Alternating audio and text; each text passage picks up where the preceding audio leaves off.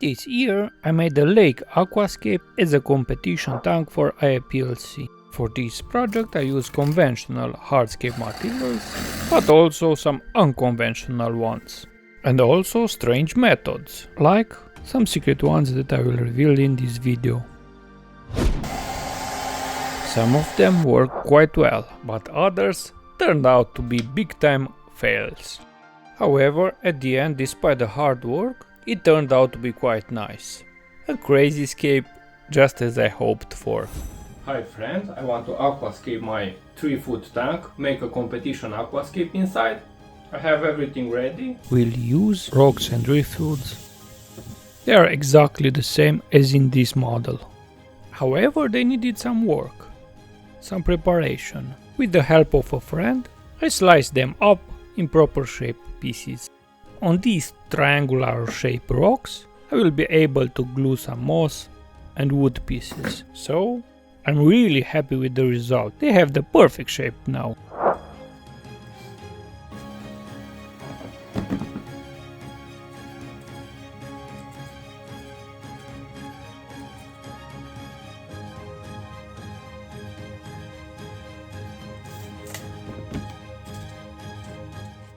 Not all the wood pieces needed adjustments, but you need to buy a lot of them to choose from.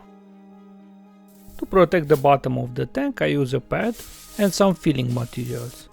Many bags, especially on the back.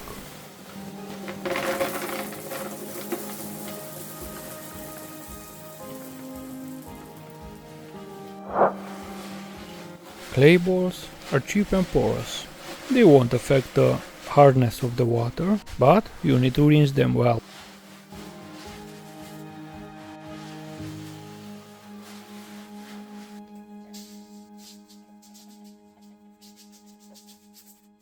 Also be careful with heavy rocks. Protect your tank with a towel or something. Here I use a duct foam.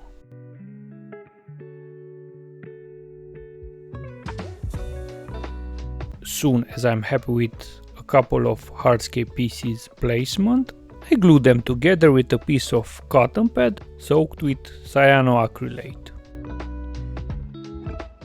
Or the gel type with an activator spray.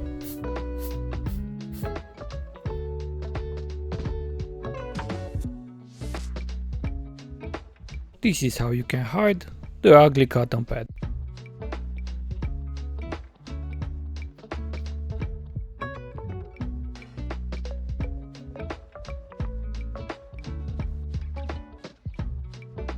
A lot of trials and error and gluing involved.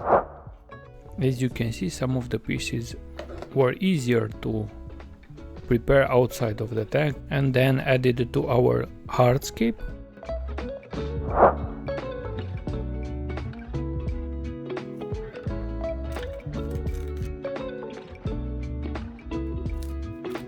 And other pieces still needed adjustments. For instance, this one is quite long for what I need.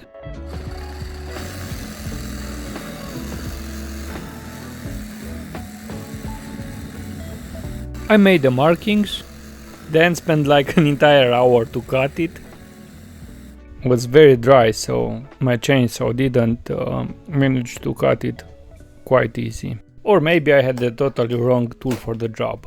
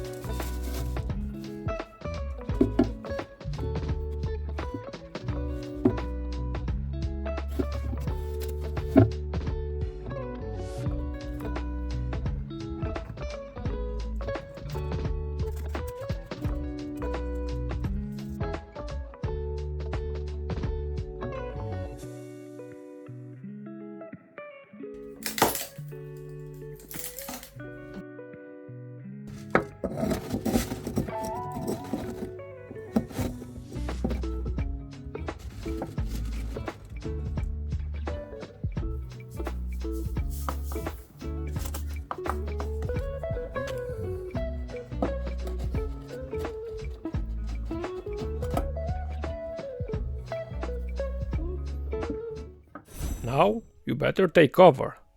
I'm gonna fire my gun charged with silicone.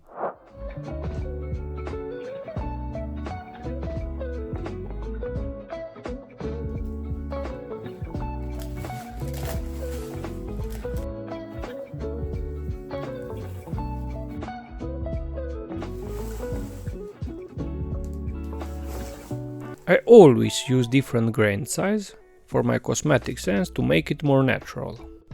However, this is the first time I use the silicone trick. It will hopefully prevent the sand from rolling over.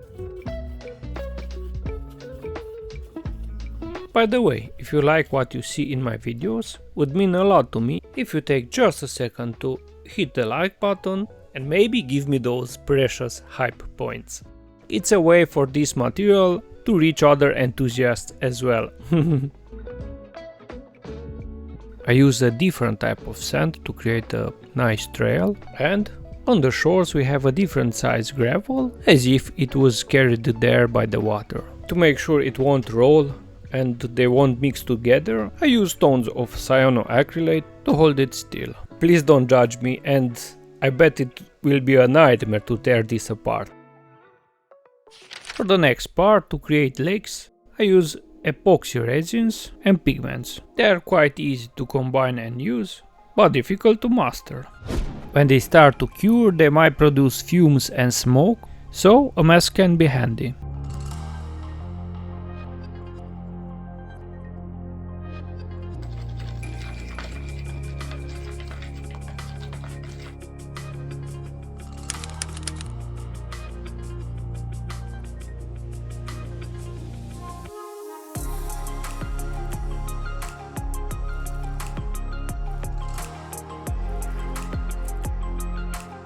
I did some research, but I never used this method, so I started carefully.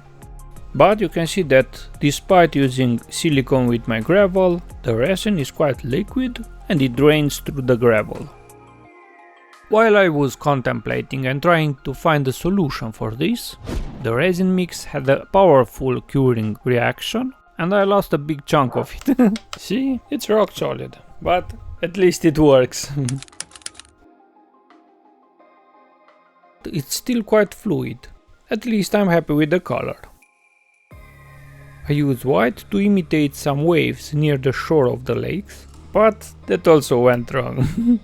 A big fiasco so far.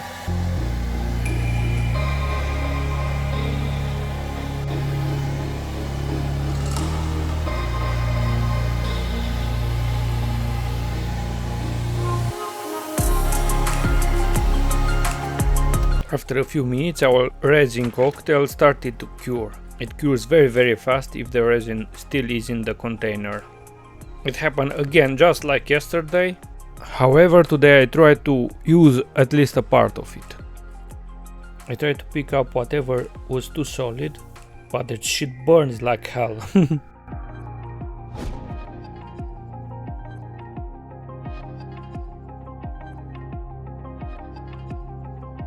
There are tiny bits of resin all over the rocks, but at least now it's solid, so the next layer will have a base. For my last tries, I made smaller quantities and it worked. However, unfortunately I no longer had that nice turquoise pigment, so I'm not happy with the tint of my lake, but I can't do anything about it.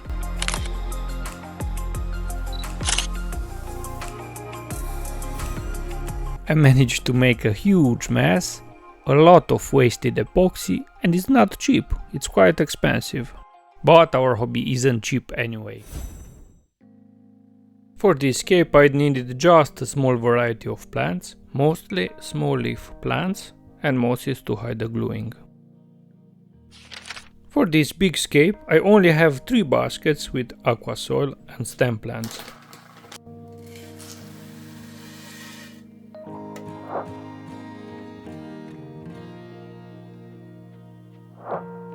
I hope you like my planting trick, and in particular projects, this saves you a lot of money. Aquascaping is expensive after all.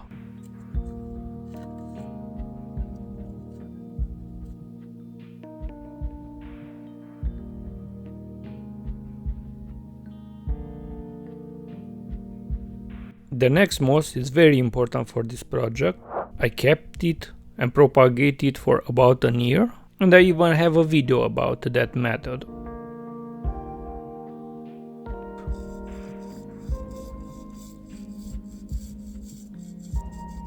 Because the pot is so thick, after I slice it up, I can either use the bottom part to propagate it more, or I can detach the moss from the stainless steel mesh and use it in this project. However, it's a nice way to double the quantity of usable moss. I also spread my own carpeting plants in special immersed trays. I have a video about that method also. Make sure you stay until the end, and I will leave you both propagation videos so you can use those methods by yourself.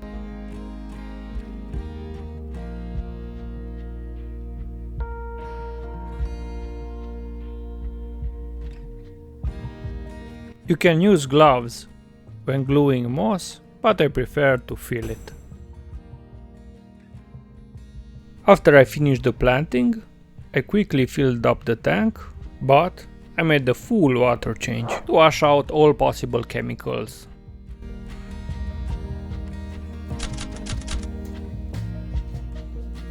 With less than 2 months until IAPLC contest, I wanted to speed things up, so to get more beneficial bacteria faster, I added a few inhabitants early on, mostly the clean crew. Also, floaters from other tanks and those Monstera roots will clean up my water nicely.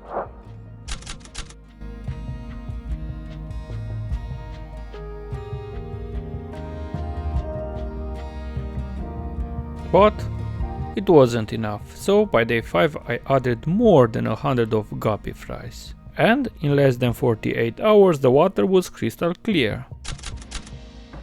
It worked. However, avoid this method if you are a beginner. I personally have a lot of experience and I made water changes every day. As you can see, the floaters are now way more than I needed and the light doesn't reach my plants, so I will remove 90% of the floaters.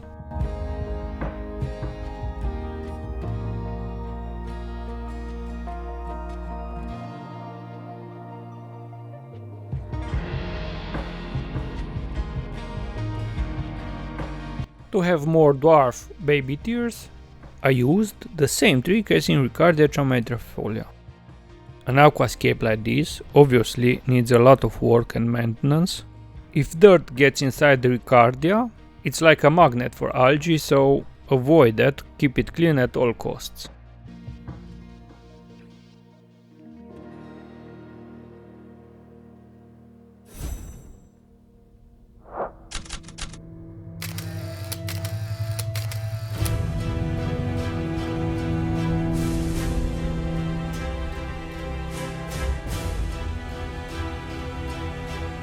I'm sure that you have seen already my video about how this tank was looking like when I took the final shot for IAPLC, but if you haven't seen it yet, I'll leave it as an end screen.